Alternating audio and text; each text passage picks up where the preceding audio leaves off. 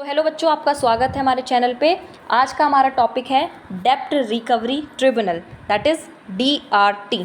ठीक है, इसके बारे में पढ़ते हैं। देखिए क्या लिखा हुआ है डेब्ट रिकवरी ट्रिब्यूनल के बारे में। Special types of courts for the recovery of dues, loans and NPAs of banks and financial institutions from borrower. See, अगर हमारे को कोई केस फाइल करना होता है, अगर कोई चीज़ होती है, अगर हम उसके लिए केस फाइल करें तो ऑब्वियसली हम कोर्ट पे विजिट करते हैं। अब आप जानते हो कोर्ट में कितने सारे केसेस पेंडिंग पड़े रहते हैं। अगर आप बैंक का केस भी लेके कोर्ट के पास जाते हो तो आप सोच सकते हो कि कितना टाइम लग जाएगा, राइट। तो आप बैंकिंग के डिसीजंस में डिले ना हो, इसलिए हमने एक स्पेशल टाइप का कोर्ट ही जनरेट कर दिया है जो सिर्फ बैंकिंग से रिलेटेड प्रॉब्लम्स को सॉल्व करेगा, एंड दैट इज़ व्हाट डेब्ट रिकवरी ट्रिब्यूनल, DRT। यानी कि एक स्पेशल टाइप का कोर्ट है जो कि आपके ड्यूज, लोन्स एंड NPAs, आप समझ सकते हो NPA क्या होता है। NPA होता है नॉन परफॉर्मिंग एसेट, यानी कि वो हमारी प्रिंसिपल और यू कैन से इंटरेस्ट जो ओवर ड्यू हो चुका है 90 डेज से ज़्यादा हो गए हैं ना, तो बंदा उस पर इंटरेस्ट दे रहा है, प्रिंसिपल तो छोड़ ही दो आप, ठीक है। और आपके लोन्स, यानी कि अगर आपका बोरोवर उसने आपके नॉन परफॉर्मिंग एसेट किए हुए हैं, वो आपकी लोन वापस नहीं कर रहा है, तो उसके अगेंस्ट आप एक केस तो आप कोर्ट में भी फाइल कर सकते हो, लेकिन उसमें आपका टाइम लग जाएगा। दैट इज़ वाई आप को एक स्पेशल बॉडी बना के दी हुई है, एक स्पेशल कोर्ट बना के दिया हुआ है जिसको हम बोलते हैं DRT, डेब्ट रिकवरी ट्रिब्यूनल। तो आप वहाँ पे अपील कर सकते हो, ठीक है बेटा। उसके बाद है क्या लिखा हुआ है, established by government of India in 24 June. देखो ये किसके द्वारा इस्टेब्लाइज किया गया है, ये गवर्नमेंट ऑफ इंडिया द्वारा 1993 में इस्टेब्लाइज किया हुआ है।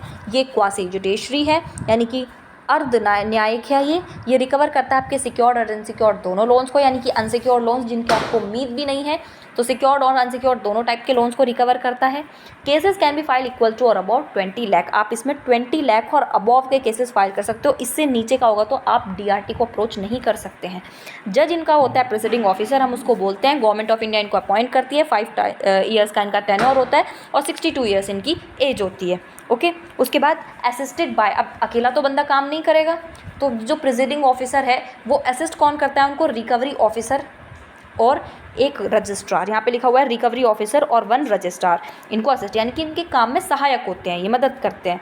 अब देखो, अगर आपको प्रेसिडिंग ऑफिसर बनना है तो आपको एटलीस्ट डिस्ट्रिक्ट जज होना चाहिए अगर आप प्रेसिडिंग ऑफिसर की पोस्ट के लिए अप्लाई करना चाहते हो। ये एक एक्ट के अंदर आता है, and the act is what, ये जो जिस एक्ट के अंदर आता है वो एक्ट है RDDBFI एक्ट, यानी कि रिकवरी ऑफ डेब्ट due to finance, bank and financial institutions. ठीक है, समझ रहे हो, ये RDDBFI के अंदर आता है, रिकवरी ऑफ डेब्ट due to bank and financial institutions.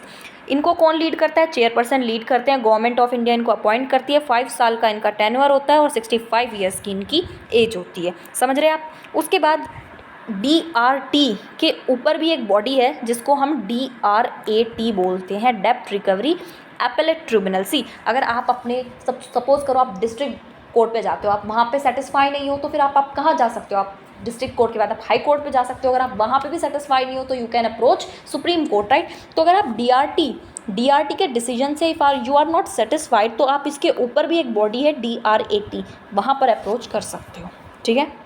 देखो क्या लिखा हुआ है इसमें, DRAT को हेड कौन करता है, चेयरपर्सन करता है, उनके बारे में मैंने बता दिया। देखो, अगर एक पर्सन या बोरोवर सेटिस्फाई नहीं है अपने रिकवरी ऑफिसर से तो वो अपील कर सकता है DRT में 30 डेज। एक्चुअली में होता क्या है कि जब भी आपके मतलब सपोज करो अगर आपने लोन लिया है and you are not paying money, तो आपके पास रिकवरी ऑफिसर आएगा, ठीक है। रिकवरी ऑफिसर आएगा, मैंने बताया ना ये रिकवरी ऑफिसर होता है और एक रजिस्ट्रार होता है। आपके पास रिकवरी ऑफिसर आएगा, बाकायदा लेटर लेके आपको बोलेगा कि भाई साहब आप पे कर दीजिए, ठीक है।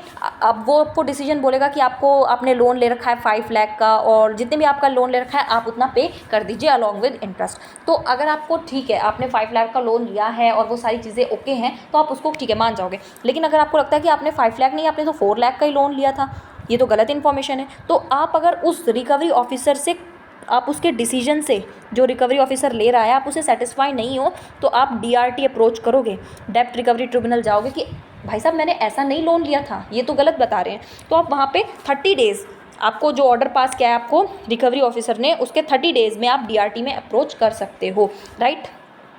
और देखिए क्या बताया इसमें, if the person is not satisfied DRT, अब अगर वो बंदा उसको DRT से भी सेटिस्फैक्शन नहीं मिला, भाई रिकवरी ऑफिसर से भी सेटिस्फैक्शन नहीं मिला तो वो DRT में चला गया 30 डेज़ के अंदर। अब अगर उसको DRT से भी सेटिस्फैक्शन नहीं मिला तो वो DRAT में चला जाएगा विदिन 45 डेज़। ठीक है, 45 डेज़ का टेन्योर है। आपको अगर इससे ज़्यादा लेट करोगे तो फिर आप खारिज हो जाएगी बात, आपकी बात कोई नहीं सुनेगा।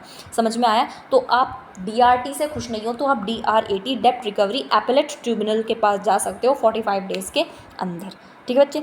उसके बाद जो बोरर होता है उसको 75% of the amount of the judgment amount in the say, यानी कि जो अमाउंट जिसके लिए आपने केस किया है या जिस चीज़ के जितने अमाउंट के ऊपर आप पर केस हुआ है उसकी 75% आपको DRAT के पास सबमिट करनी पड़ेगी। ठीक है, विच वॉज लेसर और मे नील बाय द DRAT। यो हो सकता है DRAT उसको हो सकता है आपसे कम कर ले, भाई 50% ही ले, या हो सकता है आपसे बिल्कुल कुछ भी ना ले। ठीक है, बट इसने 75% हमें लिख के दिया है तो वो हमें याद रखना होगा। बाकी DRAT की मर्जी है कि वो आपसे ना ले और कम करके ले। उसके बाद अभी फ़िलहाल की अगर बात की जाए तो 39 DRTs और 5 DRATs इंडिया में काम करते हैं। जो DRAT है मुंबई, दिल्ली, कोलकाता, चेन्नई और इलाहाबाद में है। ठीक है, और बाकी 39 DRTs हैं जो इन सब के अंदर आती हैं। Last and the least I must say कि जो DRT है, आप समझ सकते हो इलेक्ट्रॉनिक DRT, वो बहुत ज़्यादा अब इम्प्लीमेंट हो रहा है सारे DRT और सारे DRTs में। यानी कि इलेक्ट्रॉनिक की फाइलिंग होगी, इलेक्ट्रॉनिक की पेमेंट होगी फ़ीस की, यानी कि एवरीथिंग वुड गोइंग इलेक्ट्रॉनिक, यानी कि आप कह सकते हो डिजिटल। हर चीज़ क्या हो रही है? डिजिटल हो रही है। तो ये था हमारा DRT का पूरा टॉपिक। मैं आशा करती हूँ आपको सारा समझ में आया होगा। ठीक है, अब इस टॉपिक से रिलेटेड जितने भी क्वेश्चंस हो सकते हैं, जो इंपॉर्टेंट क्वेश्चन है MCQ की फॉर्म में, वो मैं आपको नेक्स्ट वीडियो में प्रोवाइड कर दूँगी। Thank you.